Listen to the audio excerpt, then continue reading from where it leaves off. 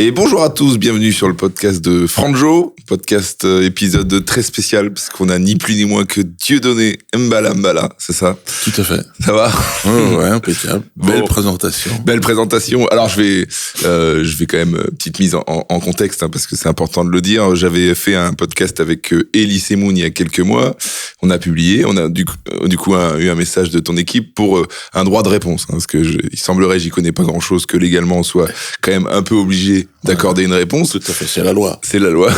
Exactement. Tu peux pas faire autrement, tu peux pas y échapper. Je tiens à être quand même transparent, c'est quand même super intéressant de t'avoir, évidemment. Et je dis bien intéressant parce que je sais pas encore si je suis heureux de t'avoir. Voilà, j'aimerais bien le préciser. Non, ça devrait bien se passer. Ça devrait bien se passer. Donc merci quand même d'être là. On a un petit rituel avec Ilias. Ilias, merci d'être là. Tu es revenu de ton marathon à Dubaï. Ouais, ça y est. Voilà. Je suis pas revenu pour le bon podcast, je pense. J'étais à Dubaï. J'étais à Dubaï, ouais. Il y a combien de temps? En février, donc avant tout ça. Juste avant. Juste avant, ouais. J'allais plus vite que les roquettes pendant le marathon. Et donc on a un petit rituel avec Ilias on s'amuse à présenter l'invité grâce au réseau, notamment ChatGPT, qui fait un travail parfois sublime, parfois un peu bancal. Ouais. Donc voilà, donc là, qu'est-ce que ChatGPT dit de toi? Je sais pas si toi, tu avais déjà essayé, par exemple, de savoir ce qu'il disait de toi. En général, il refuse tout un tas. Quand je lui parle, je pense qu'il a pas été programmé par des amis. Mais bon, allons-y. Ouais, bah t'as complètement raison. Le premier truc qu'il m'a dit, c'est je dois te dire une chose importante avant de te préparer le brief. Dieudonné Mbala est une figure très controversée avec de nombreuses condamnations judiciaires pour antisémitisme et incitation à la haine raciale. C'est les premières choses qu'il dit. Ensuite, donc du coup, là, il commence vraiment donc ta biographie. Il me dit donc né le 11 février 1966 à Fontenay-aux-Roses, d'une mère bretonne et d'un père camerounais. Connu dans les années 90 comme l'un des humoristes les plus populaires de France, au sein du duo antiraciste Elie et Dieudonné avec Elie Semoun de 91 à 97. Après leur séparation, il se lance dans une carrière solo et en politique, candidat aux législatives de 1997 à Dreux contre le Front National. À partir des années 2000, il opère un revirement idéologique radical. Les spectacles deviennent de plus en plus controversés, avec des prises de position antisionistes puis antisémites. C'est ChatGPT. Il est l'inventeur. C'est pas moi. Il est l'inventeur de la quenelle, geste qui a déclenché une polémique mondiale autour d'un geste présumé antisémite. Multiples condamnations judiciaires. Lui, il en cite 15. Je crois qu'il y en a un peu plus. Mais en gros, voilà, donc toujours autour des mêmes thèmes, que ce soit en France, Suisse, Belge et Canada. Expulsé du théâtre de la Main d'Or à Paris en 2017, il se produit désormais dans des lieux secrets ou des bus itinérants. En 2025-2026, ces spectacles continuent d'être interdits par arrêtés préfectoraux dans de nombreux départements. Et il s'arrête là-dessus. Ah, il s'arrête quand même. Je m'attendais à Mangeur d'Homme, je m'attendais à... Non, écoute, de toute façon, être traité de raciste par ChatGPT ou par des blancs américains, en général, ça me fait vraiment marrer. Les mecs, ils sont en train de buter, ils ont massacré les Indiens d'Amérique, ils ont déporté les Noirs comme moi, et maintenant, il y a des racistes comme moi qui font des blagues. Non, mais c'est extraordinaire. C'est le jeu, mais je vois pas comment je pourrais être raciste en ayant effectivement, tu l'as dit, une mère blanche et un père noir. Déjà, c'est très compliqué. Après, l'antisionisme, c'est vrai que c'est très difficile à comprendre ce qui se passe à Gaza, ce qui se passe par rapport au peuple palestinien. Donc, en tant qu'anticolonialiste, naturellement, j'ai été amené à donner des idées. C'est un sujet très compliqué. Hein, on va peut-être pas le régler ce soir, enfin tout de suite en 5 minutes.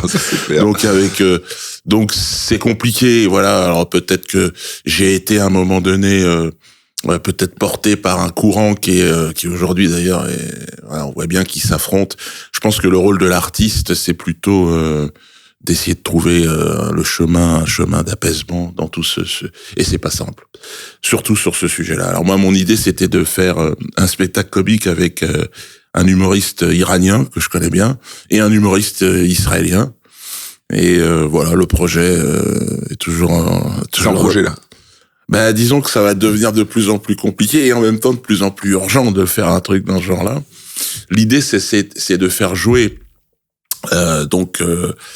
de faire jouer à l'Iranien le rôle de l'Israélien et de l'Israélien le rôle de l'Iranien. D'accord.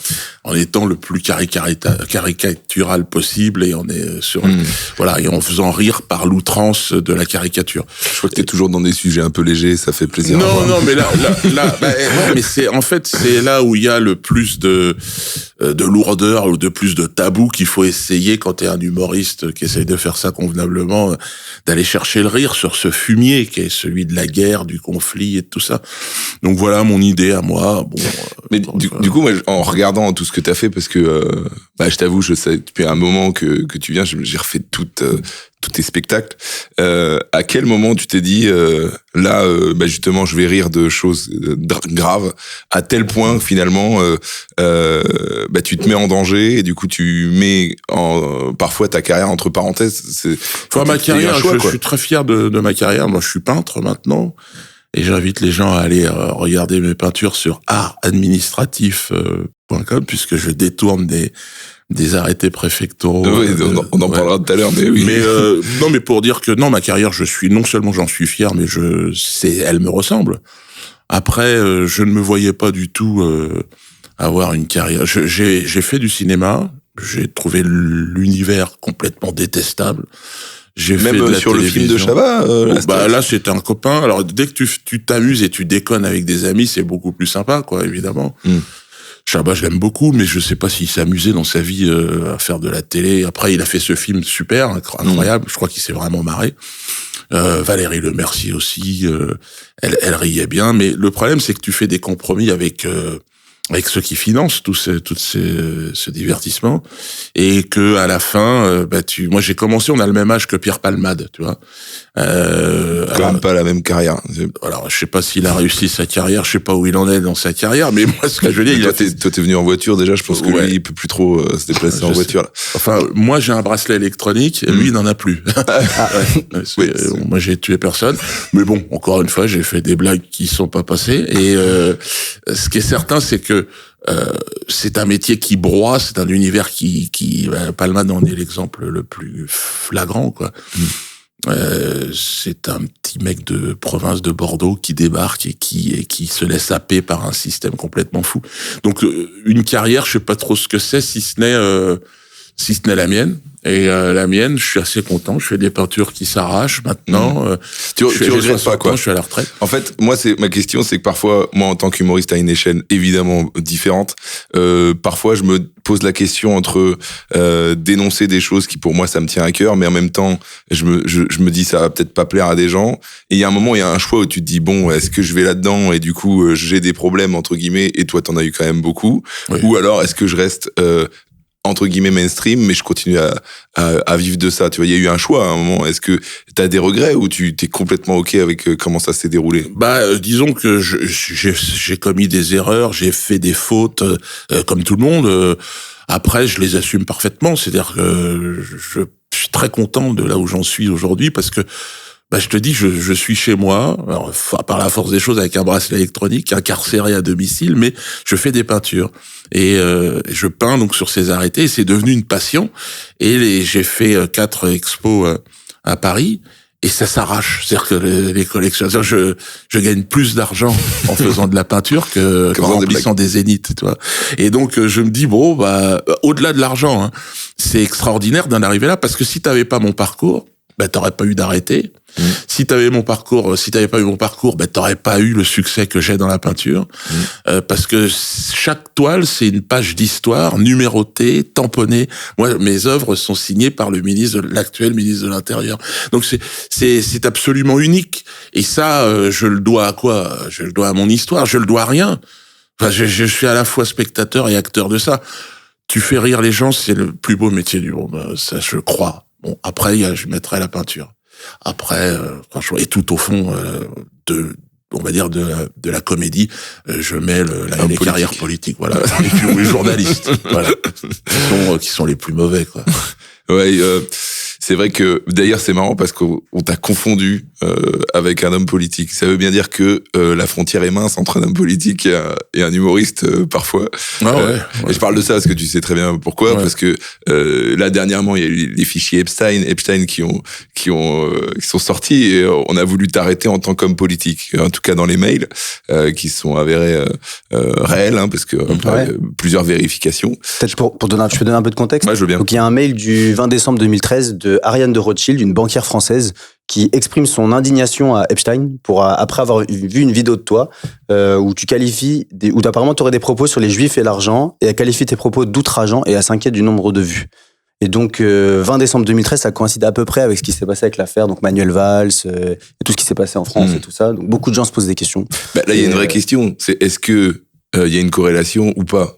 Enfin, moi, j'ai envie de croire à un faisceau d'indices et de me dire, il y a forcément un lien, mais peut-être il y a des gens qui vont te dire, non, il n'y a pas de lien, j'imagine. Les gens, c'est ça, là. Moi, je suis pour une liberté d'expression totale. Ce que j'ai vécu, moi, c'est-à-dire la chronologie des faits, ne laisse pas la place au doute. Elle fait ce mail en décembre 2013. En janvier 2014, j'ai une vague d'arrêtés d'interdiction. Et je passe devant le Conseil d'État, la plus haute juridiction administrative, qui va valider l'interdiction avec une ordonnance qui fait date, ça s'appelle l'ordonnance Dieudonné, du 9, elle porte mon nom, pour ça que je m'en souviens, elle est étudiée dans les universités de droit. Tu l'as récupérée pour faire un tableau avec? Bien sûr, mais j'ai surtout récupéré le mail. C'est pour ça qu'il y a vraiment une dynamique politique, en fait, derrière ce groupe, qui ressemble quand même étrangement à un groupe mafieux, avec Epstein qui était également soupçonné d'être agent du Mossad, et donc me retrouver moi l'histrion au milieu de cette affaire-là, je me suis dit déjà j'en suis sorti vivant, oui, ce qui est déjà c'est quand même une bonne chose. Sans les performances de ces équipes-là, et je suis là pour dire au contraire aujourd'hui non, je crois que s'attaquer au clown, c'est pas en pétant le baromètre qu'on va changer la température et le climat, quoi, et la pression atmosphérique. Oui, la pression, elle est très forte. Encore une fois, j'ai eu un parcours qui est, pour me retrouver là-dedans face à face avec des quand même des puissances mondiales un peu fortes, parce que quand tu vois Epstein, le réseau qu'il avait, moi quand j'ai vu que t'étais dedans, je me suis dit il avait vraiment percé à l'époque, quoi. Ouais, c'est ça. T'as compris. C'est-à-dire que je pensais pas être arrivé à ce niveau de dangerosité pour ces gens en col blanc. J'étais en plus quand je l'ai appris, j'étais à l'éléphant bleu. J'étais en train de refaire mes jantes. Et il me restait 30 secondes de mousse, et là, on me dit, non, mais Diodo, arrête avec tes conneries, t'es dans l'affaire Epstein. Je fais, merde! Tu te rends compte? Où j'en suis arrivé? Et donc, j'ai laissé les 30 secondes de mousse, et je suis remonté dans ma bagnole, et je me suis dit, putain, la vie est quand même étonnante. Ouais, je t'avoue que quand on a commencé à parler des fichiers Epstein, je m'attendais pas à ce que tu sois dedans. Ils étaient motivés, et donc Ariane, donc avec les milliards, c'est une personne qui pèse plusieurs milliards d'euros, et son groupe, ils ont demandé à Jeffrey un rendez-vous pour aborder mon cas. Voilà. Et moi, ce que je constate, c'est que Manuel Valls, la marionnette d'Evry, le bouffon catalan, est monté et gesticulé bien comme il faut à la tribune. J'ai vu les liens entre Valls et alors pas Epstein pour l'instant, on attend parce qu'il y a une perquise chez Ariane de Rothschild, mais en tout cas avec Ariane, la femme d'Ariane était très copine avec la femme de Valls était très copine avec Ariane de Rothschild. Il y a des photos, on les voit. Et donc, en fait, tout ça est un petit milieu que j'ai eu sur le dos pendant près de 10 ans. Avec des perquisitions. Ils m'ont tout fait, hein. J'ai eu le droit à l'armée, hein, puisque la gendarmerie, les hélicoptères, tout. En fait, ce truc-là alimente, et t'en parles souvent dans tes spectacles d'ailleurs, l'existence d'un état profond, tu vois. On traite souvent ça comme une histoire de complotisme, mais là on peut plus trop nier que il y a quelque chose au-delà des institutions judiciaires qui ont un pouvoir. Tu joues pas au Monopoly contre la banque. tu vois, ou au poker contre une banque. Il gagne à tous les coups. Et d'ailleurs, j'ai vu un passage de toi on a vu d'ailleurs ensemble, où tu parles d'un réseau pédocriminel qui t'aura approché. C'est eux que tu vises? C'est réel Alors moi non, moi j'ai été témoin. En fait, il y a des enfants d'un haut magistrat qui étaient venus voir un de mes spectacles. Ça a donné lieu effectivement à un sketch. Et leur père était président de cour d'appel, donc la plus haute fonction, on dirait, dans le système. Et il était en plein dedans. Et il s'est confessé auprès de ses enfants, et il est mort très peu de temps après. Et voilà, et ses enfants sont venus me voir en me disant voilà, mon père a été assassiné parce qu'il faisait partie de ces réseaux pédocriminels, et qu'en fait, dans la magistrature notamment, c'est dans le monde politique, n'en parlons pas, quoi. Et donc c'est là que j'ai découvert ce sujet-là, mais d'autres l'ont traité avec bien plus de travail et de talent, comme Carl Zero ou autres, quoi. Qui en ont fait une carrière, quoi. Moi, j'ai simplement effleuré le sujet à travers un témoignage. Voilà. Ouais. Non, mais c'est ressorti là parce que les gens. Ben c'est en fait c'est cet extrait-là qui a été cité notamment par Ariane de Rothschild aussi pour dire que j'étais dangereux. Et oui. Et donc je comprenais pas. Alors il est clair le lien entre Ariane de Rothschild, ces réseaux criminels, ils vont être établis puisqu'il y a eu une perquisition, je crois, il y a 2 jours, donc chez Ariane. On n'entend pas trop parler Ariane. Hein. Pour l'instant, c'est 1, 2, 3 soleils. Ariane. Pour l'instant, ça bouge pas trop. Ariane, tu bouges plus. ouais, c'est vrai que là, ça. Il y a eu Jacques Lang qui lui est parti, je crois, au Maroc là. Ouais, il est parti. Ouais. Je crois, il est dans une école primaire, je pense. Là. Non, mais ouais, il est parti. C'est ça. Certainement. Je crois qu'il y a Morandini aussi qui est parti au Maroc. Ils sont toute une équipe de gens qui étaient très à l'aise dans les médias, et qui sont sur le départ. Alors, bon, faut peut-être espérer. Est-ce qu'ils vont être remplacés par les mêmes? Je sais pas quoi te dire. Moi, en tout cas, je sais que c'est intéressant. Je crois qu'il y a Patrick Bruel aussi qui est... Là, dernièrement, c'est... En fait, lui... Alors, lui, il n'a pas d'arrêté préfectoraux, mais par contre, je crois qu'il y a tout un tas de bonnes femmes qui là, disent... il y a pas mal de... Ouais. Pas mal de plaintes, là. Ouais, il a sorti sa bite dans l'ascenseur, j'ai vu ça. Je crois, ouais. Ouais, ça. Non, mais nous, on rigole parce que, bon, on n'est pas directement concernés, mais c'est traumatisant. Mais oui, c'est surtout le culot absolu des mecs qui, en plus, s'occupent après d'associations de jeunes femmes et tout ça. Qui disent, non, c'est pas normal. Mais ça rejoint un peu le fait que tu dénonces souvent quand même une justice à 2 vitesses, où on peut être arrêté pour des blagues, avoir un bracelet encore, parce que voilà, et pendant des années, il y a des gens comme Jacques Lang qui ont jamais été inquiétés. Donc, moi, je trouve que, c'est pour ça que c'est intéressant de t'inviter, c'est de parler de ça, justement. Le 2 poids 2 mesures. Oui, quand même. C'est un vrai sujet de comédie, hein. Pour un humoriste, tu te dis, c'est vrai que c'est quand même incroyable qu'ils arrivent encore à nous faire croire qu'il y a une justice en France. Là, ils ont requis, je crois, 18 ans de prison contre Ramadan. Oui, ah oui, ouais. C'est tombé. Et 0 contre tous les violeurs qu'il y a. C'est beau. Et Patrick Bruel, il est là, il chante. Ah, c'est beau. Moi, je dis, magnifique. C'est même plus du 2 poids 2 mesures, c'est je te crache à la gueule, je te pisse à l'arrêt. C'est ça. C'est un peu le sentiment qu'on a aujourd'hui quand on voit le système judiciaire français. Mais en tant que noir, je n'attendais pas mieux de... tu sais qu'il y a plus de noirs en prison aux États-Unis qu'il y en avait dans les champs de coton. Ça te donne quand même il y a une intégration qui est délicate, qui est difficile. C'est un peu dur de s'intégrer aux États-Unis. C'est difficile. J'avoue, je connais pas trop le sujet. Non, mais tu sais, les États-Unis et la France, c'est un peu la même histoire. Moi, si je suis là aujourd'hui devant toi, normalement, je veux dire, c'est parce qu'il y a eu la colonisation, il y a eu le brassage, la langue française qui est extraordinaire, qui aurait pu être un lien formidable entre nous. Mais il y a quand même toute l'histoire qui va avec, quoi. Il y a tout l'esclavage, il y a la traite des Noirs, il y a c'est quelque chose, si tu veux, c'est important de considérer que ça a existé. Et sinon, je serais pas là. Sinon, je pense que mon père serait pas venu si on avait pu bénéficier, eh bien, de nos matières premières, normalement, quoi, et puis se développer.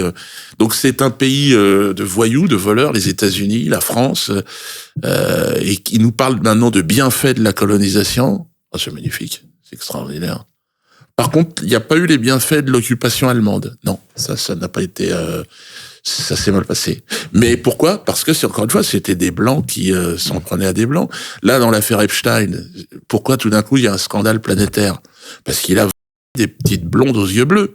Parce que les voyages au Maroc ou en Thaïlande, ça n'a pas arrêté, ça a toujours existé, quoi. Les enfants du tiers-monde, si tu veux, c'est quelque chose... Ils n'en parlent même pas. Je crois que c'était le fils Mitterrand, le neveu Mitterrand, qui racontait qu'il allait s'amuser là-bas. Il a fait un bouquin, tout le monde... c'est bien intéressant. Donc toi, le 2 poids 2 mesures, quand t'es noir, de toute façon, faut savoir rire, ou alors... sinon t'es foutu, quoi.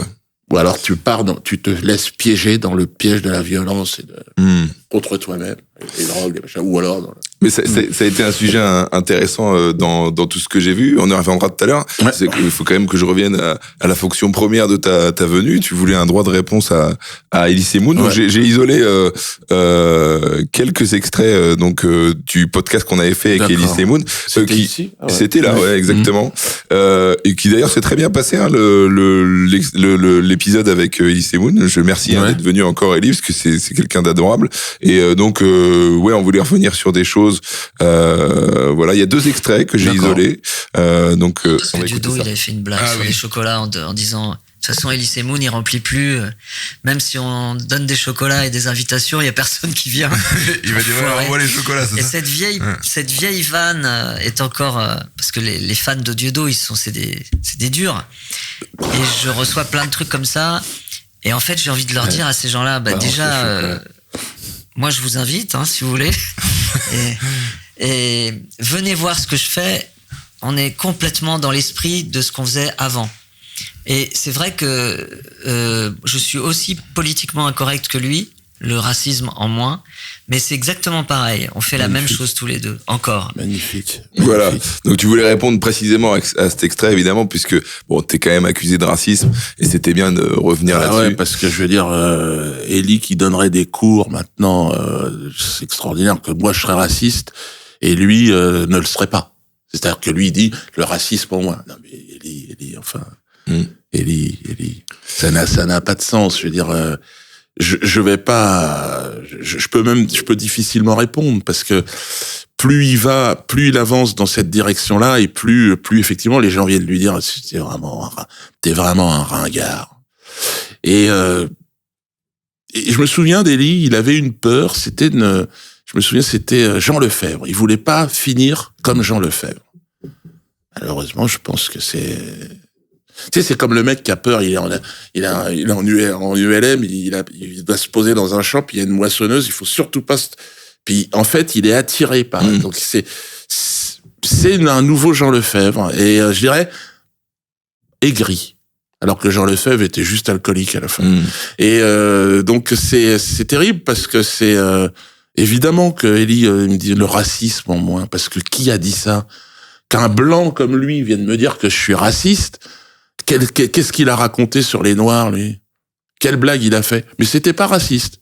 Sur les jaunes, c'était pas raciste, toi. Et moi, c'est raciste, par contre. Elie, profites-en bien, parce que tu sais, à un moment donné, mais il le sait, comme c'est mon ami. Il le sait, le jour où ça tourne dans l'autre sens, il pourra toujours venir chez moi. Moi, j'ai mon avis sur la question. Je pense que aucun de vous est raciste. En fait, ça me paraît assez évident. Ça reste de l'humour. Et alors, sur le côté ringard, moi, je suis allé voir son spectacle il y a pas longtemps. Et j'ai été surpris par, finalement, j'ai vraiment ri de bon cœur, quoi. Son spectacle, en fait, souvent, il est un peu taclé par les gens, genre, t'es plus drôle et tout. Je le dis vraiment ouvertement, son dernier spectacle est bon.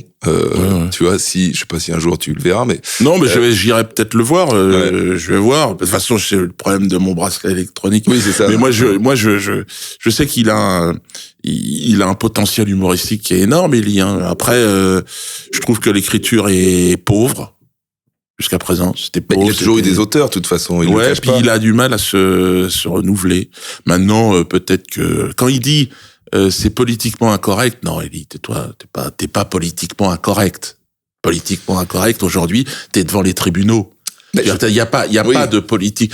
En fait, la politique, on va dire en termes de liberté d'expression aujourd'hui, il y a une politique extrêmement réduite. Tu ne peux pas être politiquement incorrect. Tu peux pas. Sinon, t'es devant les tribunaux.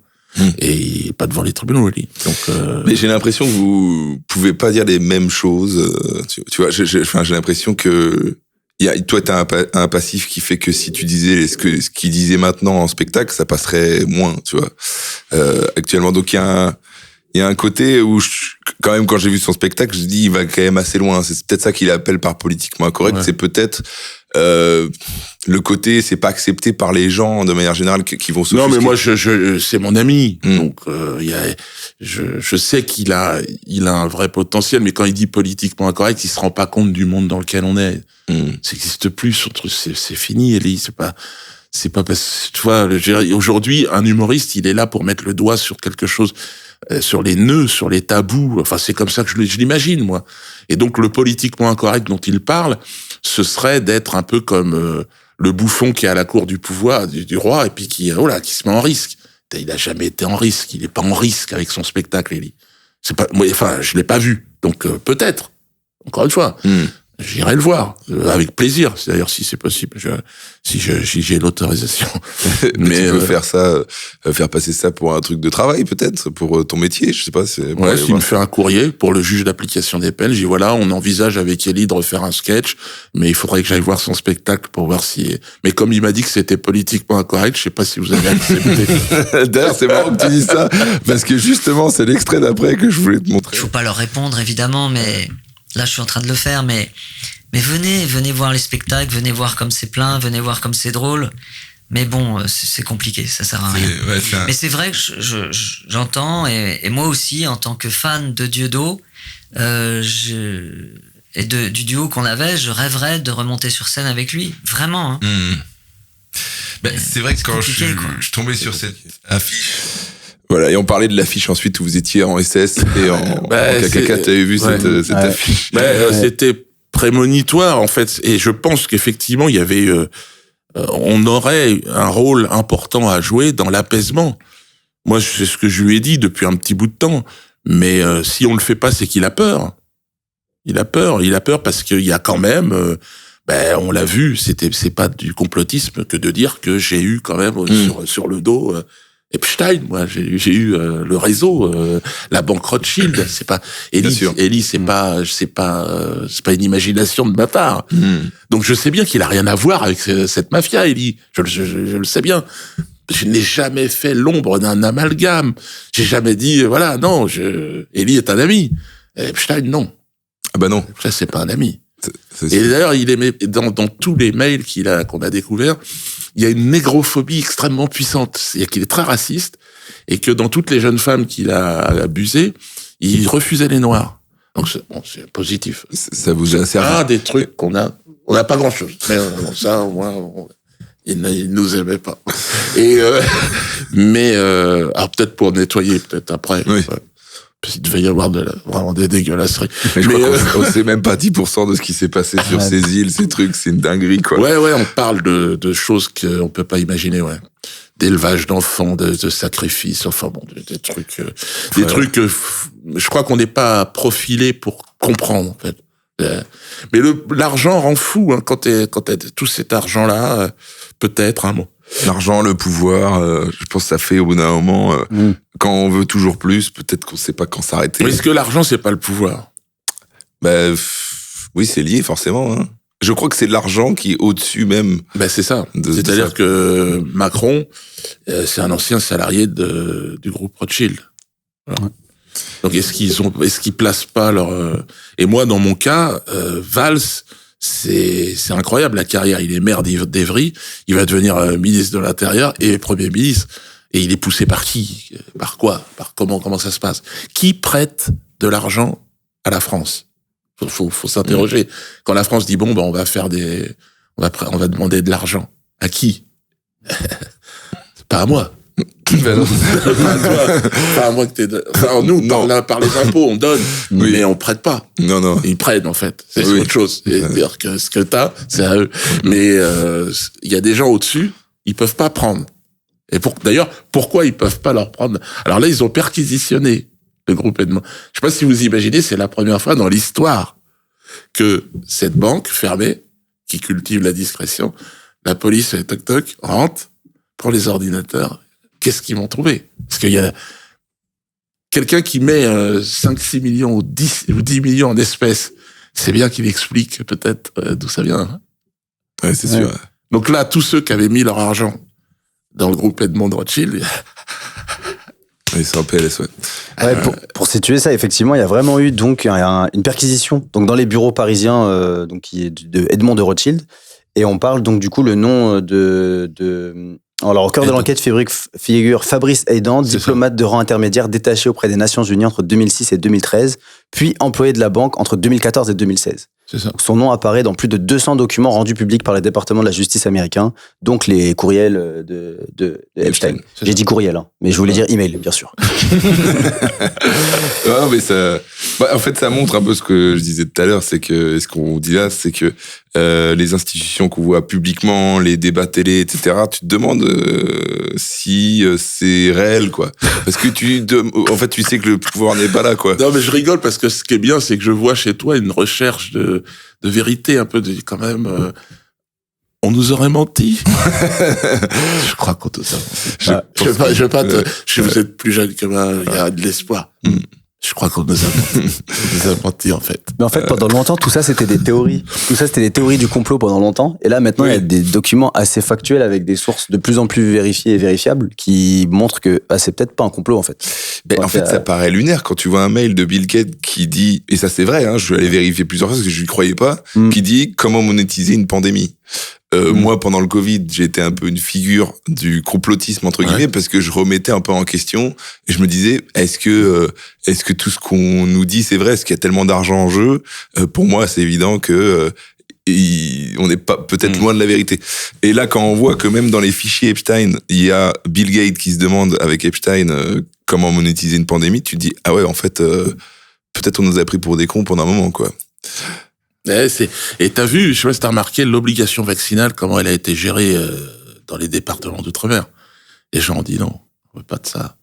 Pourquoi? Parce que le fait, la souveraineté du corps, c'est quelque chose quand tu es descendant d'esclaves qui est extrêmement, tu vois, on peut pas revenir là-dessus. Et que des gens viennent te dire on va te piquer, non. Ouais, ça passe pas. Ouais. Non, ça passe pas. Je crois que c'est en Polynésie française, il y avait plus de 50% qui avaient pas été vaccinés. Non, mais c'est-à-dire que même là-bas, si tu veux, c'est même le personnel, tout ça, non. Et c'est pas 50%, c'est 90%. Je te dis, oui, je disais officiellement parce que. Ouais, parce qu'en réalité, et d'ailleurs, ça a posé un problème. Le ministre est allé voir, dit non, mais quand même, c'est bien, c'est bon le vaccin, qu'est-ce qui vous arrive? C'est bon pour le moral. Elle a dit, bon, écoute, tu prends ton vaccin, tu te les fous bien profond et tu reprends ton avion et tu retournes là-bas. Et c'est là aussi où, si tu veux, le peuple de France commence à découvrir qu'il est traité comme un animal, avec ce vaccin obligatoire, comme du bétail, comme un cheptel. Et cette notion, cette chosification de l'être humain, je crois la lutte aux Antilles a vraiment été reçue ici. Et il y a plein de gens que j'ai vus qui étaient dit, ah ouais, nous on va faire comme les Antillais, comme les Martiniquais, comme les Guadeloupéens. Et c'est que ça n'est que le début. C'est-à-dire, là, vous voyez ce qui se passe avec les Kanaks, tout ça, c'est... Les Kanaks, moi, j'ai joué en Nouvelle-Calédonie, justement. Moi aussi. Et j'ai senti, on m'a dit, là-bas, plus de tension qu'ailleurs, quoi. C'est-à-dire que dans les dom-toms, ou même en Polynésie française, ça va bien. Et là-bas, au Kanak, c'est chaud, quoi. Ouais. C'est chaud parce que, bon, il y a eu un référendum pour savoir si on voulait l'indépendance ou pas. C'était très chaud. Il y avait 50-50. Il faut dire au préfet de partir. Il faut le français. Il faut partir. Faut partir parce que bon voilà, c'est la plaisanterie a su durer, quoi. C'est pas une histoire ethnique, hein. Il y a des blancs qui vont rester, mais la justice, la monnaie, les relations extérieures avec les autres pays, ça doit être géré par les Kanaks. C'est plus la France. C'est tellement logique, si tu veux. Ici, il y a certains petits villages où les gens disent ah ben quand même on se sent plus chez nous. Voilà. Et ben là, c'est pareil. C'est pareil. Et je pense que le brassage forcé, organisé, politiquement mis en place, c'est pas bon. Il faut que ça se fasse naturellement, ces choses-là. Ça peut pas être... Et là, avec les référendums, on a envoyé des métropolitains pour peser dans la balance, pour faire en sorte que les Kanaks... Alors que les Kanaks sont... chez les Kanaks, c'est pas 50-50 qui sont pour l'indépendance, c'est 90, 10. Voilà, ils veulent être indépendants. Et ce qui fait que c'est 50-50, c'est simplement des blancs de métropole. Ouais, c'est des blancs qui ont le droit de vote. C'est un peu technique parce que à partir, parce qu'il y a des blancs qui ont le droit de vote là-bas qui se disent kanak. En fait, c'est là où tu te dis, bon, à partir de quand t'es kanak ou pas? C'est ça qui remet un peu, c'est ça où je me posais la question, tu vois. Je dis, est-ce que si t'es là et que t'as eu la possibilité de voter, est-ce que tu peux te dire kanak? C'est ça? Tu seras jamais. Ouais. Et je pense que c'est important. Il existe en France une communauté noire et les Kanaks en font partie et c'est fini. On sait que ça marchera pas. C'est fini. Ça peut pas marcher. Que ce soit aux Antilles, regarde la situation aux Antilles. Comment ça se fait?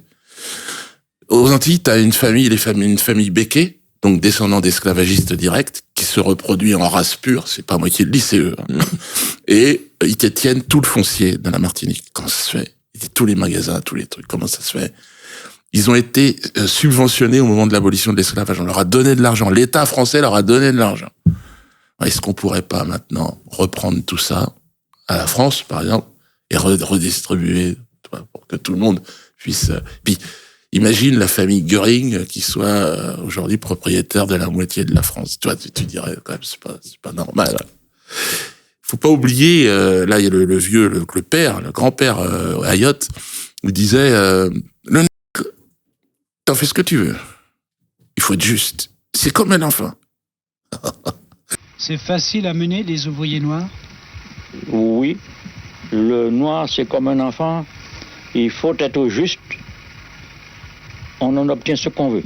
Quand je vois des familles métissées, enfin blancs et noirs, les enfants sortent de couleurs différentes. Il n'y a pas d'harmonie. On a voulu préserver la race. Et je crois que, si tu veux, les Antilles, c'est vraiment un laboratoire pour dresser sur plusieurs générations, faire d'esclaves des citoyens. C'est exactement la même chose dans leur esprit, mais on va mettre le vernis de la République, Faut pas oublier que sous la République, si tu veux, il y avait autant de gens en Afrique qui étaient volés, pillés. La République, c'est les droits de l'homme blanc. C'est ce que tu dis en spectacle. Mais oui, mais pourquoi l'Europe, là, la France, elle veut, alors on est européen. Mais on est africain aussi. Enfin, il me semble qu'il y a eu 200 ans de présence en Afrique. On parle la même langue. Pourquoi pas parler de la francophonie? Parce que nous, on est noirs et qu'ils veulent pas. On n'est pas la même. Voilà, c'est autre chose. Ça n'a rien à voir, ça. Et donc, faut pas insister. Et c'est pour ça que là, en ce moment, en Afrique, il y a un rejet de la France très fort. C'est dommage parce que les peuples peuvent communiquer entre eux. Il y a beaucoup plus de proximité entre un Centrafricain et un Français qu'entre un Français et un Slovaque. Enfin, ouais, c'est clair. Tu peux parler. Tes enfants peuvent parler, peuvent jouer ensemble. Ouais. Là, tu vois, et ça se fera pas. Pourquoi? C'est la couleur de la peau. C'est la texture des cheveux. C'est dommage d'ailleurs. C'est une erreur. La décolonisation, elle s'est mal faite. Et aujourd'hui, la guerre qui se mène en Iran, c'est encore une guerre ethnique. Des blancs contre les non-blancs. Voilà. Et ils voudraient que nous, on soit d'accord. Non, je suis pas d'accord. Moi, c'est mon camp, c'est pas le camp de l'Occident et de la race blanche. Déjà, il y en a, hein. Il y en a une d'ailleurs à la télé, mais elle est ridicule, la pauvre. Oh la vache. Je parlerai pas d'elle parce que tu sais, c'est terrible. T'as une femme, mais t'es noir. Non. Merde. T'es quoi? Je suis républicaine. Merde. Ça se voit pas tout de suite, hein. T'es au courant. Non, mais c'est la capacité.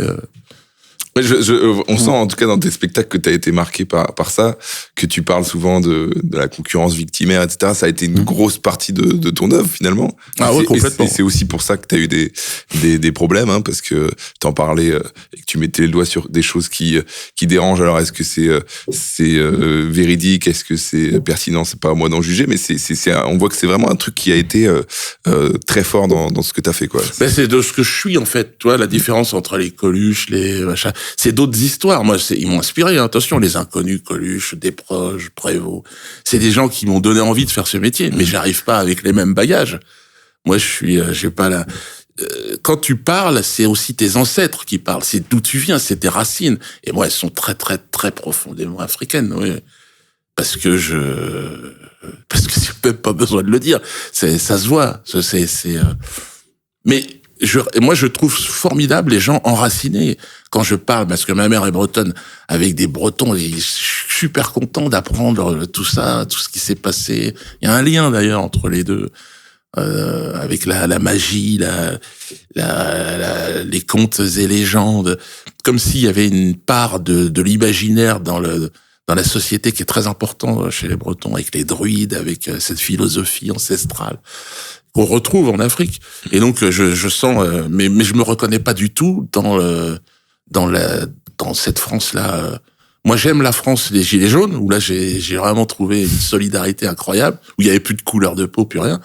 Mais arrivé au moment à un certain niveau, les Rothschild par exemple, là il y a un racisme anti-noir qui est. Faut savoir qu'une bonne partie de leur fortune s'est fait aussi sur les matières premières africaines et sur la traite des Noirs et tout ça. Et ça, toi, on peut pas, et on l'apprend pas à l'école. Mais qui était armateur et banquier au moment de la traite des Noirs?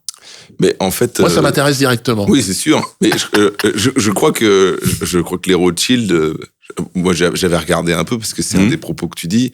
Ils avaient l'air pas d'accord sur la temporalité. Genre, ils disaient que les Rothschild avaient fait leur fortune plutôt plus tard. Alors bon, ça c'est des sujets qui sont tellement touchy. Non, Napoléon déjà le casse de Waterloo. C'est-à-dire Waterloo, il y a Nathan Rothschild qui est lui à la banque de Londres. Parce qu'ils se sont séparés, chaque fils est parti dans une ville. Et Nathan Rothschild, que Napoléon, dans le match contre l'Angleterre, il s'est pris une dérouillée. Et donc, il revient à la bourse de Londres, et là, il fait croire parce qu'il a eu l'info et que les autres n'ont pas l'info, c'est du délit d'initié, en fait. La fortune des Rothschild, c'est du délit d'initié. Il fait croire que l'Angleterre a perdu. Tout le monde vend, lui, il rachète par derrière, et c'est là que va naître cette fortune colossale. À l'époque, c'était du jamais vu. Il est devenu... et donc, c'est vraiment c'est un groupe mafieux sur le délit d'initié. Tu regarderas c'est très intéressant, le Waterloo et Rothschild, et c'est Nathan Rothschild qui... Alors, et d'ailleurs, ils en parlent, tu vois, c'est accessible sur Internet. Okay, ouais. Mais ce qui est drôle, toi, c'est que c'est accessible sur Internet. Napoléon parlait des Rothschild en disant la main qui donne est au-dessus de la main qui reçoit. Donc quand l'État demande, en fait, elle est sous le contrôle de ceux qui donnent de l'argent. C'est Napoléon qui te dit ça. Donc ça date pas d'hier que cash is king, quoi. Ouais. Mais Rothschild, c'est pas les Juifs. Non. C'est une famille juive. Mais et ils se développent en clan.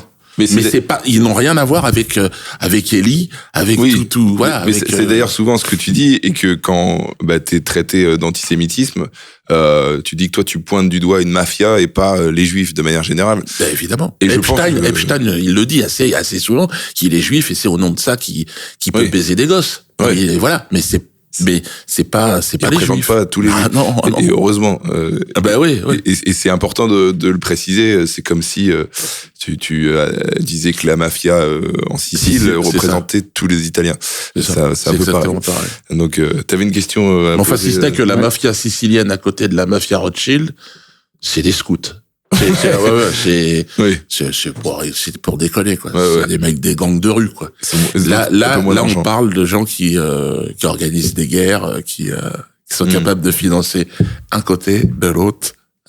Battez-vous, et on va reconstruire. Moi, la question que je me posais justement en préparant même cette interview, c'est tous les arrêtés préfectoraux que tu as aujourd'hui, ils sont sur quel fondement? Ils sont sur quel sujet pour dire que tu n'as pas le droit de jouer aujourd'hui? Alors, c'est absolument ubuesque. Ça revient sur un siècle de jurisprudence, la loi Benjamin, qui prévoit, enfin qui dit que voilà, il y a une liberté d'expression totale en France. Voilà.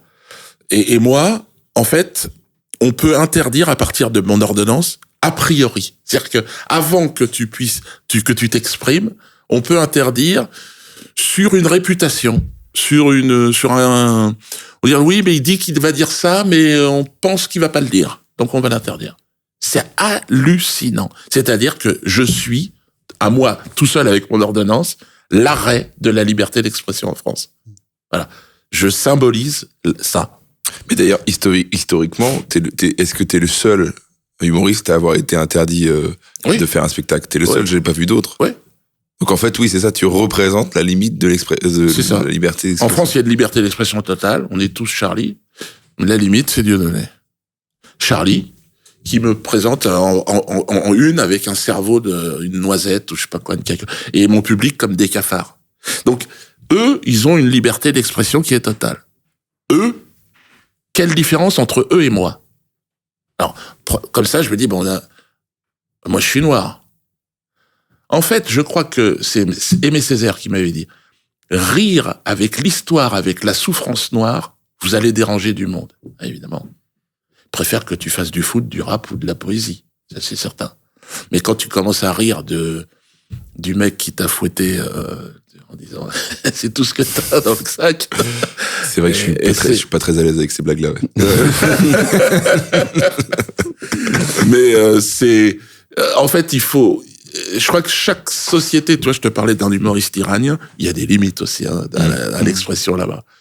Comme en Israël aussi, il y a des limites. Ouais. Chaque culture a ses limites. Mais la France, c'est des cultures qui ne concernent pas les Français. C'est ça qui est étrange.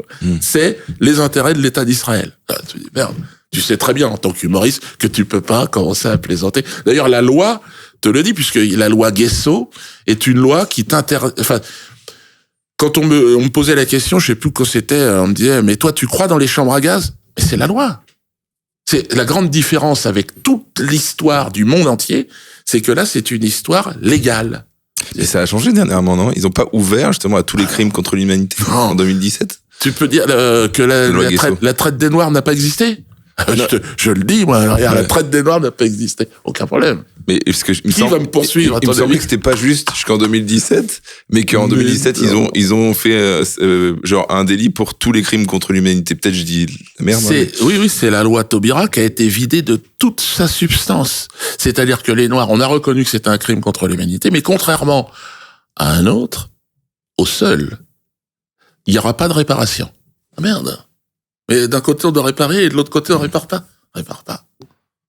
Et Hollande a dit une chose extraordinaire, parce que ça n'est pas réparable. Oh, t'as envie d'applaudir, c'est beau. Il suffit simplement de reprendre la terre des béquets et de la redistribuer, ne serait-ce qu'à la République. Non, on peut pas. Là, Macron a décoré Ayotte, donc descendant béquet direct, là, et il a dit qu'il a remercié, il a donné la Légion d'honneur en disant vraiment tout ce que votre famille a fait pour la France, c'est extraordinaire. Et moi, je suis humoriste. Donc, je rigole, quoi. Ouais, ça te fait de la matière, on va dire. Tu vois, c'est soit tu chiales, soit tu te mets à rigoler, parce que il va bien falloir, à un moment donné, faire sortir la pression par un bout, quoi. Bien sûr. Mais c'est vrai que du coup, actuellement, finalement, pour revenir à ce que disait Ilias, tu es interdit de jouer. On doit faire 200 km en voiture pour te voir dans un bus, sur la base de, on ne sait pas trop. En fait, sur la base de, en fait, sur la base de, il y a trop de gens qui le suivent, il faut que ça s'arrête. Parce que les salles de spectacle, t'es bien placé pour le savoir, pour remplir des salles de 1000, 2000 personnes, faut quand même normalement le soutien du système, c'est-à-dire de la pub dans les médias, des affiches. Moi, j'ai rien du tout. J'ai zéro. T'as même plus les réseaux sociaux. Non, mais j'envoie un mail. 2000 personnes qui viennent ici, dans toutes les villes de France. Donc, imagine si j'avais des affiches et si je pouvais dire, tiens, c'est simplement, regarde, la dernière émission, tu parlais d'Eli.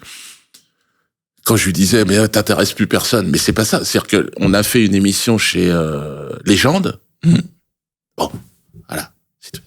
Il est clair que d'un point de vue l'intérêt, à partir du moment où l'intérêt que chacun produit sur le grand public, il est multiplié par 10 en ce qui me concerne. Et c'est pas forcément par le talent de chacun, c'est par le parcours.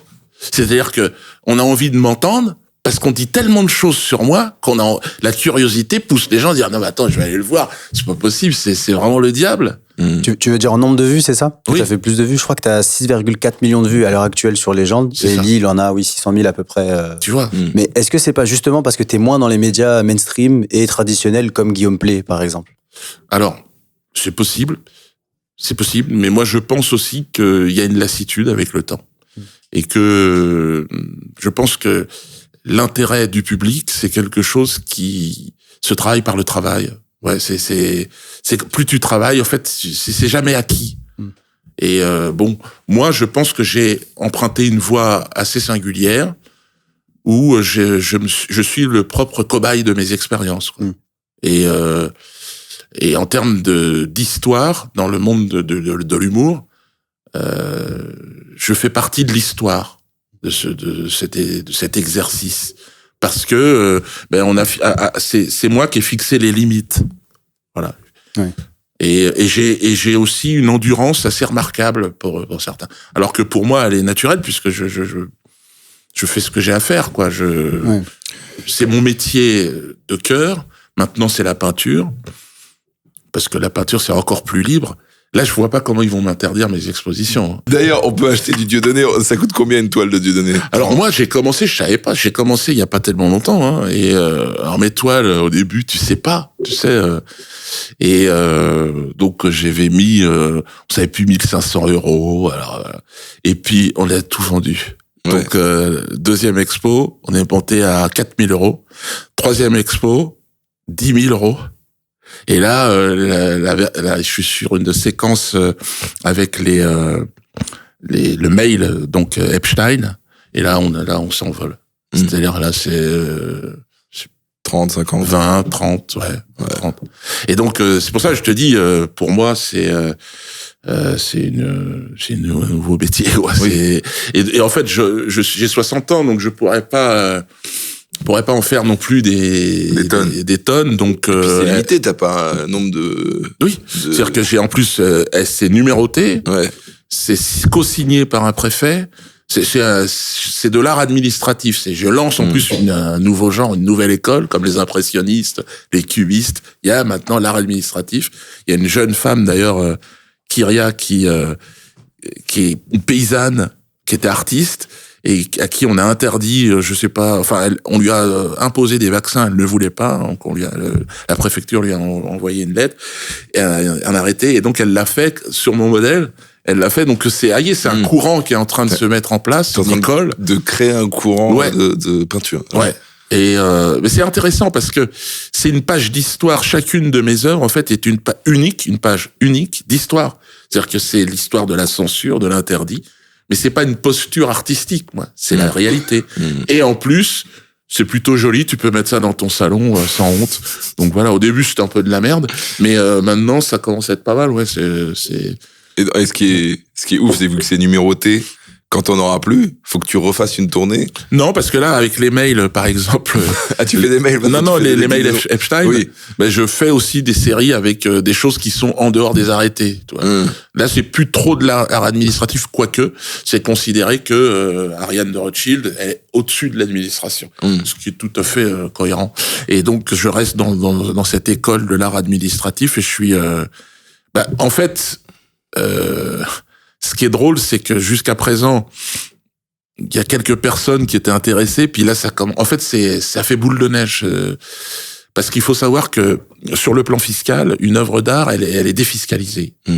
Ça, c'est la loi Fabius, qui était lui-même fils d'antiquaire, de collectionneur. Enfin, bon, il s'était arrangé un truc en disant que, bon, c'est pour éviter que les œuvres françaises partent à l'étranger, on défiscalise. C'est-à-dire que, contrairement à des bitcoins ou de l'or, tu ne payes pas, quand tu réintègres un bitcoin sur ton compte, tu payes un certain pourcentage d'impôts, de taxes. Ouais, 30%. Alors que, c'est ça, 30%. Alors que une œuvre d'art, non. C'est en dessous de 5 000 €, c'est défiscalisé, et puis même après, c'est rien. Et t'as pas d'obligation déclarative dans l'ISF. pour ça qu'il y a des gens qui ont des tableaux. Tu vois, les grandes fortunes françaises, ils ont plein de tableaux. Ouais. Ça leur évite d'avoir de l'espèce sur les murs, quoi. Voilà. C'est Ils ont comme ça. C'est ça qu'ici t'en vois pas mal. Ouais, ici, donc il y a le mec, à mon avis. Chez un ami, on ne citera pas, qui a quand même un peu d'argent. C'est En ça, plus, je c'est dis ça, des peintures de potes, donc ça vaut que dalle. Ouais. Mais Bah, ça dépend. Après, tu sais, c'est une mode, en fait. Après, les cotes des artistes, c'est souvent les milliardaires qui les font, puisque ils disent que ça vaut tant, et puis après, ils se revendent ça. On l'avait vu dans le cadre de, je crois, le bras droit de Claude Guéant. Il avait sorti 2 vieilles croûtes de son je sais pas quoi, de son grenier, et il avait vendu ça pour s'acheter un appart un peu dans ce genre-là, tu vois. Pour te dire que c'est de la monnaie, en fait. C'est une monnaie, voilà. Et le fils qui était tombé dessus, il dit, mais ça vaut rien ton truc. Il dit, ah, tu rigoles ou quoi? Et puis il avait montré un certificat, comme quoi ça valait ça. Mais c'est qui décide, tu vois, quand t'en as qui chient dans un bocal et qui vendent ça à 1 million, tu vois ce que je veux dire? Après, tu fais ce que tu veux, quoi. ça, c'est terrible. Et d'ailleurs, je t'ai entendu dire dans un podcast que ce serait une quenelle à mettre de en gros, vendre tes tableaux. Ah, bah, c'est déjà ça. Voilà, c'est ça. Et ça me permet de parler justement de cette fameuse quenelle dont tu parlais au début. En fait, l'histoire de ce geste, c'est assez fascinant, en gros. C'est quelque chose... Moi, j'ai vu la première fois que tu le fais sur scène où ça n'a rien d'antisémite. Et en fait, comment ça devient un truc qui, pour les gens, pour les médias, entre autres, quelque chose d'antisémite. Ça m'a un peu fasciné, cette histoire. Alors, ça a pris des proportions très, très vite. Je pense que c'était 2014, 2015, 2016. Tout le monde faisait des quenelles dans tous les sens. Et surtout, des sportifs. Ouais. Des footballeurs. Nicolas Nelka, Mamadou Sakho. Ouais, c'est mec ça. très connu, quoi. C'est ça, ouais. Et puis, Teddy Riner. Enfin, plein dans l'athlétisme aussi. En fait, et beaucoup de noirs. C'est-à-dire que c'était un geste d'émancipation. C'était la 2e étape. C'était une façon aussi pour les Noirs de France de dire, ouais, ben bon, on n'est pas dupes, on nous a menti sur la liberté, égalité, fraternité. Quand tu vas chercher du boulot, quand tu cherches un logement, c'est pas vrai, ça n'existe pas. Et puis après, ça a rayonné dans le mouvement aussi un peu antisioniste, pro-palestinien. Et puis, et donc, c'est à partir de ce moment-là que y en a qui ont dit c'est un salut nazi inversé, tu vois. N'importe quoi. Et c'était Alain Jakubowicz, qui était à l'époque président de la LICRA, qui avait dit, de toute façon, Dieudonné, c'est simple. Les médias vont le condamner, la justice devra suivre. C'est pour vous donner l'ordre de comment ça se passe, en fait. Il y a les médias, à qui appartiennent les médias? Faut comprendre comment ça fonctionne. Bah, ces grands groupes, qui ont une même banque. Et donc, la justice qui, finalement, à force de ressac, est obligée de se coucher, quoi. Et c'est ce qui se passe au niveau des arrêtés. À un moment donné, la justice me donnait raison pendant 1 an, 2 ans, 3 ans. Tout le temps, même jurisprudence. Non, on peut pas interdire un spectacle. Puis à un moment donné, il se couche. C'est là où tu dis que la puissance financière des banques a eu raison de l'indépendance de la justice. C'est dans le sens où, en gros, ça revient à ce qu'on disait tout à l'heure, parce que quand il y a de l'argent, parfois, ça peut biaiser les institutions. C'est même pas du complotisme, puisque moi, j'étais sur le mur des comptes du syndicat de la magistrature. C'est-à-dire que c'est un syndicat proche donc de ces organes de censure qui dans leur hall, ils ont mis des photos et moi j'étais au milieu, le mur des cons. Et c'est ces mêmes gens qui venaient me juger pour mes sketchs. Bon, qu'est-ce que je te dis? Je tombe sur un juge qui me dit oui mais c'est le procureur, il me dit le problème Dieudonné, c'est par rapport à Coluche ou des proches, vous n'avez pas la distanciation. Merde. Ah eux ils avaient. C'est dans la forme du nez, la texture des cheveux, ou comment ça se passe? Non. C'est pour ça que ça peut pas marcher. Parce que si lui décide que ce que je dis n'est pas drôle, je comprends, on n'a pas la même culture, on n'a pas la même histoire. Donc, à un moment donné, moi, je dois être jugé par des gens qui ont mon histoire, qui ont ma culture, et qui voient bien que j'ai absolument rien de... Voilà. Ouais, bien sûr. Ouais. Est-ce que les autres humoristes, est-ce que tu as suivi par exemple, je me souviens de Guillaume Meurice, il y avait un autre humoriste qui avait fait une chronique sur France Inter. Oui, je l'avais soutenu. Tu l'avais soutenu aussi, ouais. Mais il avait eu peur. Il avait dit non, je veux pas son soutien. Bon, ce que je peux comprendre. Ouais. On l'avait traité d'antisémite aussi. Il avait fait une chronique en disant nazi sans prépuce, je crois, sur Netanyahou. Et du coup, il avait été viré et tout. Toi, c'est des choses qui t'attristent, c'est des choses. Oui, comment elle s'appelle aussi J'ai oublié son nom déjà. Blanche Gardin. Blanche Gardin. Ouais, beaucoup. Ouais, je l'avais soutenu. Mais le fait de soutenir, non, mais j'ai rien à voir avec lui quand même. C'est-à-dire que comme ils se rendent pas compte, en fait, j'ai été tellement diabolisé qu'ils pensent qu'ils sont récupérables et qu'ils vont pouvoir revenir dans le circuit, quoi. Ouais. En me crachant dessus. Mais malheureusement, non. S'il a dit que ça le faisait rire ou Blanche Gardin a fait son sketch, c'est parce que ça la faisait marrer. Bon, après, elle est devenue dépressive. Mais je peux rien, moi. Je veux dire, c'est vrai que c'est un peu dur. Ouais, mais je pense qu'elle était déjà pas très bien. Ouais. Ouais, c'est peut-être été le coup de grâce, quoi. J'ai l'impression. Non, le sketch était drôle, moi j'ai trouvé. Non, pour elle, ce qui s'est passé, tu vois, elle avait l'air pas très, enfin, je l'avais croisée, elle avait pas l'air très bien, très heureuse, tu vois, donc peut-être c'est un événement qui, voilà, je sais pas si c'est lié à ça, mais. Bah, c'est dommage parce que quand on fait quelque chose de drôle, et qui marche bien, on devrait être content. Mais moi, je vois souvent, ça n'a pas grand chose à voir avec la discussion, mais je vois souvent des humoristes dans le métier, en tout cas, qui sont quasi dépressifs. Pour moi, c'est un peu, Je pense que c'est normal. Ah ouais? Ouais, parce qu'en fait, c'est-à-dire qu'ils comprennent qu'ils sont des putes. Non, c'est ça. À un moment donné, s'ils veulent passer à la télé et tout ça. Je pas cette réponse. Non, mais ils comprennent que pour réussir, pour avoir une carrière, il faut que tu sois vraiment une pute. Et alors au début, ils se mentent à eux-mêmes et puis très vite, non, mais une vraie pute. Merde. Et donc ça finit palmade, chamsex. Ah non, mais tout ce qui s'est foutu dans le cul, l'autre ça rentre pas dans la pièce. Et donc c'est quelque chose. Tu veux vraiment qu'on soit démonétisé? mais non, mais toi tu peux le retirer. En plus je le dis avec sympathie, lui il a plus de bracelet. Oui, c'est vrai. Il a pas d'arrêté préfectoral, il peut aller jouer où il veut. Donc, mais en plus j'ai aucune animosité contre Palmade. Tiens, il lui proposait de faire un duo. Bien. Tu veux qu'on relance ta carrière? Je crois qu'il est à Bordeaux, il est aussi dépressif, lui. Bon. Non, mais franchement, le showbiz rend les gens dépressifs. Moi, j'ai été éjecté de ce milieu-là très tôt. Donc, mais ça rend dépressif parce que les gens qui viennent te dire ça c'est bien, fais une affiche comme ça. À un moment donné, tu dis mais on nous aurait menti. Tu vois, c'est que du copinage de gens qui viennent de réseaux qui n'ont rien à voir avec l'art, avec la création, avec ton inspiration et qui te castrent et qui te brisent. Et à la fin, simplement pour aller dans l'émission de machin et puis de jouer dans cette salle, t'es prêt à tout, quoi. Et non, il faut pas.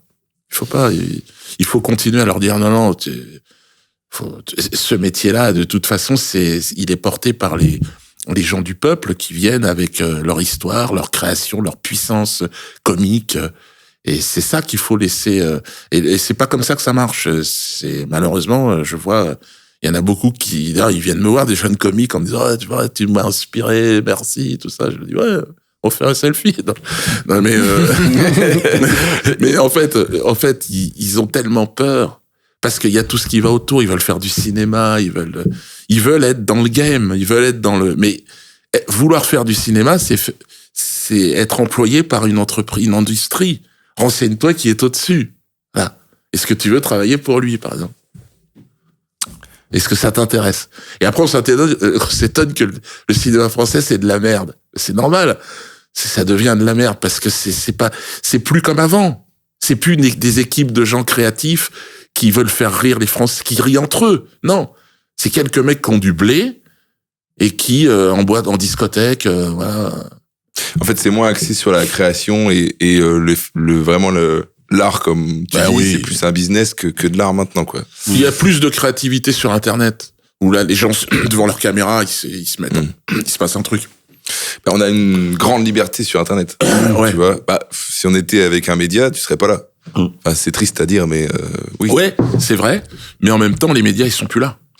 Oui, aussi, ouais. Tu vois, c'est ça aussi on le fera truc. plus d'audience que beaucoup de médias. C'est ça. Moi, je fais un live sur X. C'est le seul truc qui m'a pas banni. C'est le record absolu de live en direct en France, en Europe, peut-être dans le monde. 300 000 personnes en direct. Pas si vous imaginez. Non, mais ça, moi, je vous en parle parce que je fais pas de compétition, je suis pas en train de, mais c'est incroyable de voir. Et ça, c'est suite à l'affaire Epstein. C'est que, en réalité, le record sur Live X, c'est moi qui l'ai, aujourd'hui. Voilà. Oui, ça veut dire que Les réseaux sociaux ont supplanté les médias, quoi. Enfin, et on voit qu'il y a de plus en plus. Mais le problème, c'est qu'il y a d'autres écueils, c'est-à-dire qu'en gros, les GAFA aussi peuvent te censurer. Donc, comment fuir les médias? Merci à Elon Musk. Moi, tout ce que je dis, c'est vrai. Alors, combien de temps il va tenir, on verra. Ouais. Mais à qui appartiennent les autres? C'est ça, c'est intéressant de voir qui, parce qu'on l'a vu dans l'affaire Epstein, ils sont tous dedans. Donc, ça va être intéressant de voir jusqu'où ils sont allés. Ils sont tous allés sur l'île.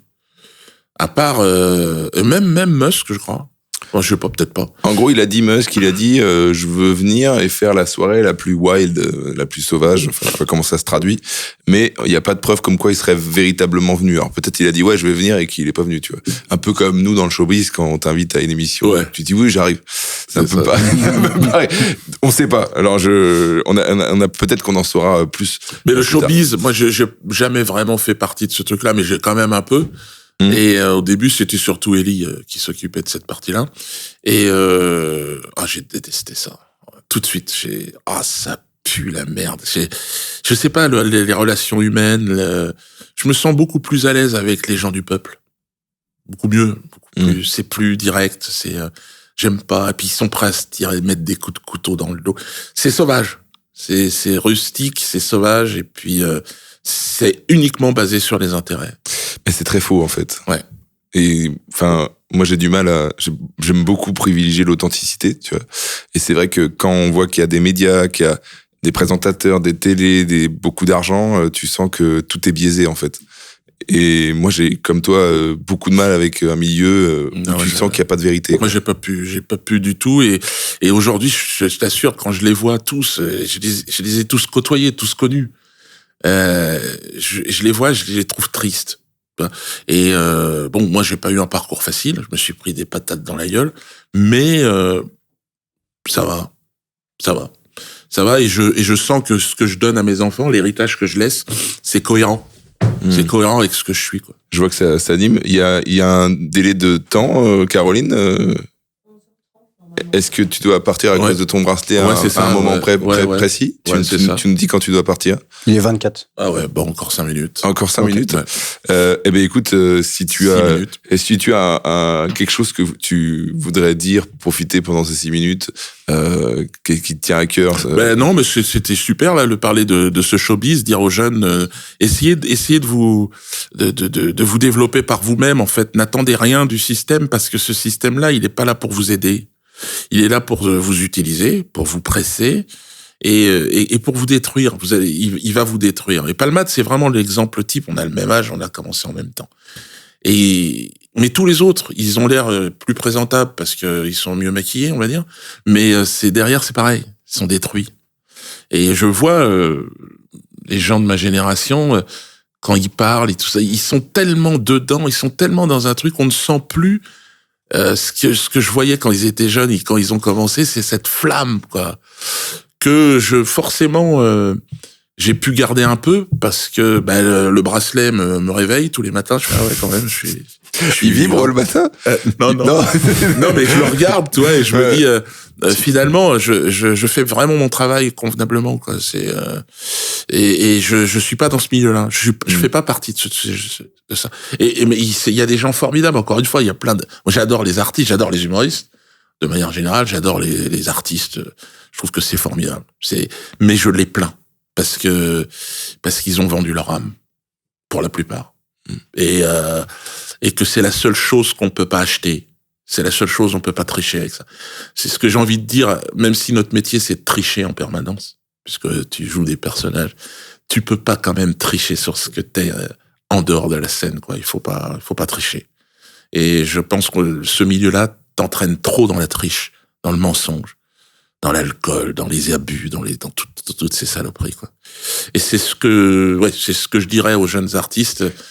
Il vaut mieux se contenter d'un petit chez soi qu'un grand chez les autres. Voilà. Mais tu donnerais quoi comme conseil pour quelqu'un qui veut quand même réussir sans finir comme une pute avec plein de choses dans le cul, comme tu disais tout à l'heure?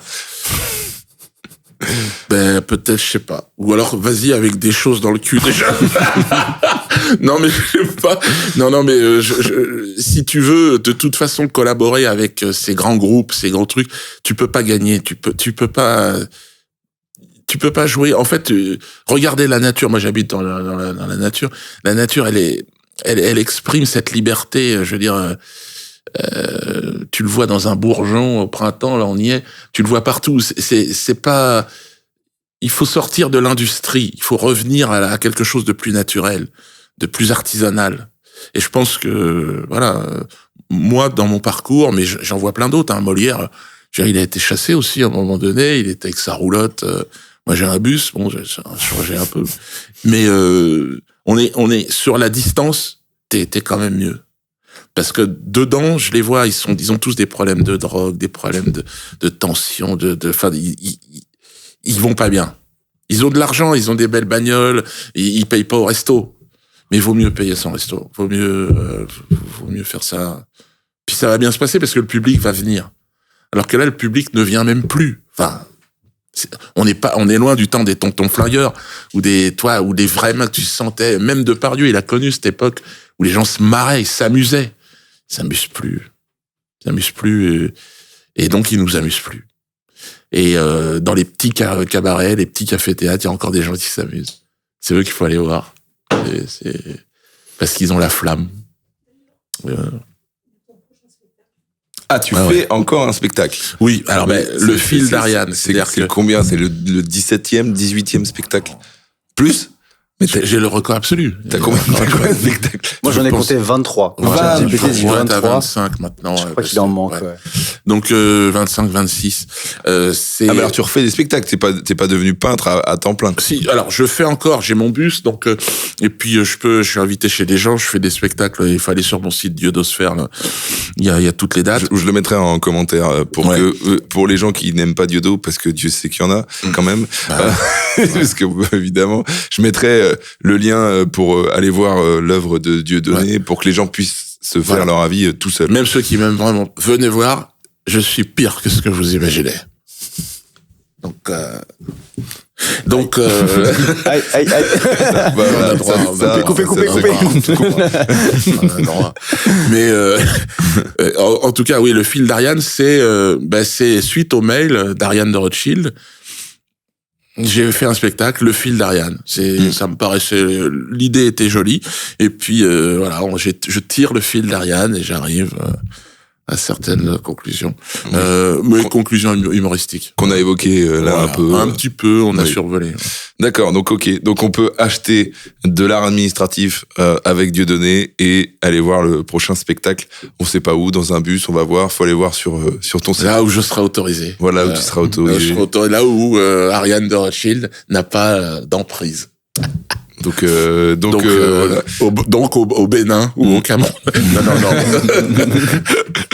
Donc, écoute, Dieudonné, malgré tout, merci de t'être déplacé. Même si merci à vous. Hein. C'est quand même à votre demande, mais merci, c'est quand même un honneur de te recevoir, même si on l'a dit, t'es très controversé. C'est la loi. C'est la loi. Voilà. C'est quand même très controversé de t'avoir, mais c'est quand même très intéressant. Donc, merci d'avoir fait l'effort et le déplacement. Elias, t'as un mot à dire? Ouais, merci. Merci pour ton temps. Franchement, tous ceux qui nous ont écoutés, j'espère que vous allez pouvoir faire votre avis. Nous, en tout cas, c'était intéressant même à travailler le sujet, quoi, parce que c'est vachement vaste. T'as plus de 30 ans de carrière. Donc, il y a beaucoup de thèmes à aborder. Et il faut pas résumer tout ça à genre 2-3 mots qui sont utilisés contre toi. Je pense que j'espère que vous allez pouvoir vous faire votre avis, quoi. Je pense qu'il faut faire confiance au public. Moi, je t'avoue, tu m'as mis face à, mon manque de connaissances sur pas mal de choses. Donc je suis pas à même de te répondre. Donc je dirais au public qui regarde la vidéo ou qui écoute, parce que c'est sur les plateformes, de se faire leur propre avis.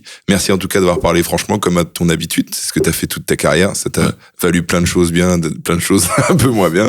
Merci encore Dieudonné d'être passé sur le podcast de Franjo. Voilà. C'était peut-être le dernier podcast du coup. Voilà, c'était un plaisir. On va terminer sur aimons-nous les uns les autres. Aimons-nous les uns les autres. Merci Dieudonné. Merci. Plaisir. Salut tout le monde.